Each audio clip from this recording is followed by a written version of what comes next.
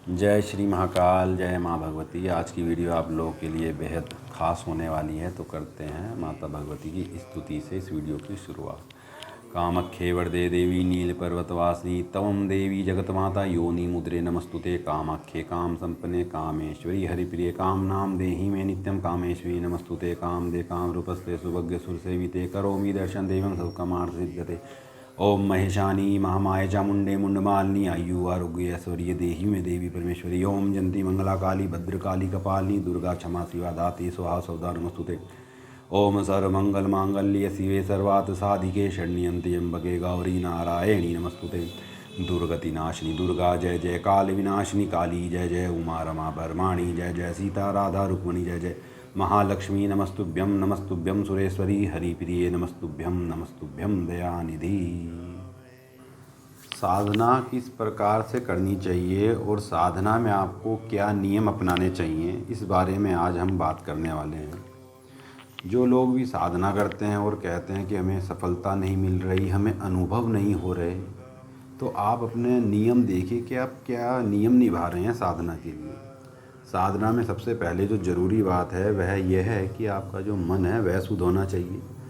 दूसरी बात यह है कि साधना का अर्थ ये नहीं है कि शमशान में जाके कोई भूत सिद्ध कर लिया, कोई प्रेत सिद्ध कर लिया तो आप बहुत बड़े अपने आप को सिद्ध समझने लगे। साधना का पहले आप लोग मतलब समझिए। साधना का मतलब है अपने आप को साधना। अपने आप को साधने का मतलब है जो हमारी इंद्रियां हैं उनको साधना, और अपनी जो जीभ है उसको साधना।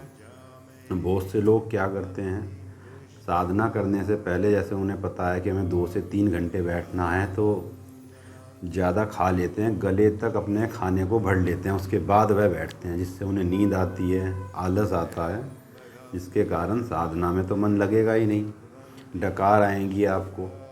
तो साधना से पहले अपने जप से पहले कम से कम 1.5 से 2 घंटे से पहले आप बिल्कुल भी कुछ मत खाएं।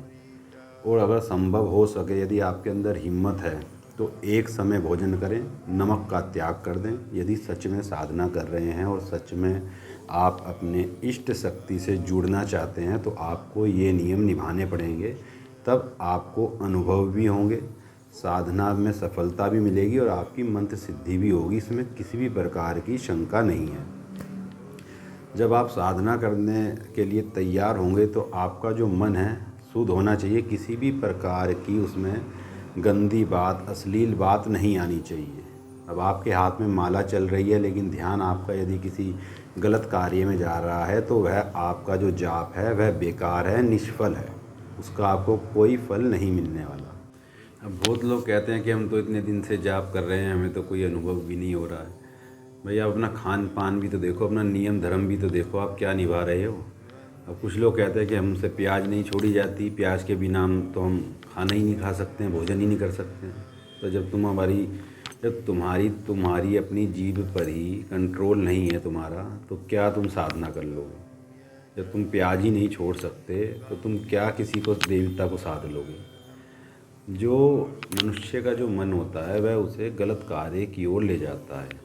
ऐसा सबके साथ ही है, किसी एक के साथ नहीं है कि जहाँ पे गलत कार्य होगा तो उसका मन उसको उधर ही ले जाएगा। तो भागवत में जो श्री कृष्ण जी उनको समझाते हैं अर्जुन को कि ये जो हमारा मन है ये बेलगाम घोड़े की तरह है, और उसको हमें कंट्रोल में करने के लिए इसमें अपनी लगाम डालनी पड़ती है।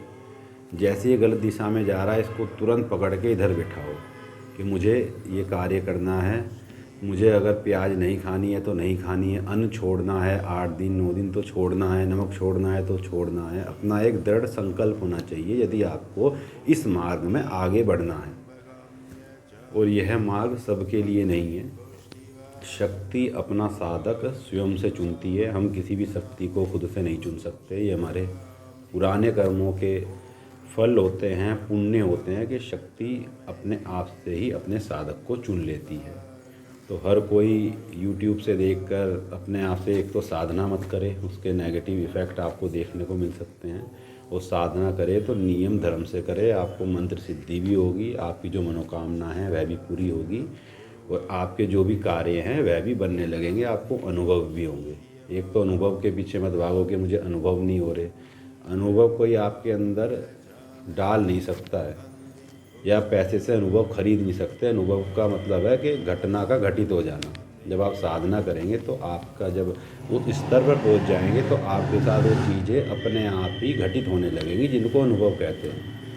और जब भी आपको कोई अनुभव हो, सपने के माध्यम से हो या आपको प्रत्यक्ष हो, तो उसको किसी को भी बताना नहीं है। अगर बताओगे तो वह अनुभव आपको हो सकता है कि दोबारा कभी भी ना हो, क्योंकि उससे जो शक्तियाँ होती हैं वह रुष्ट हो जाती हैं।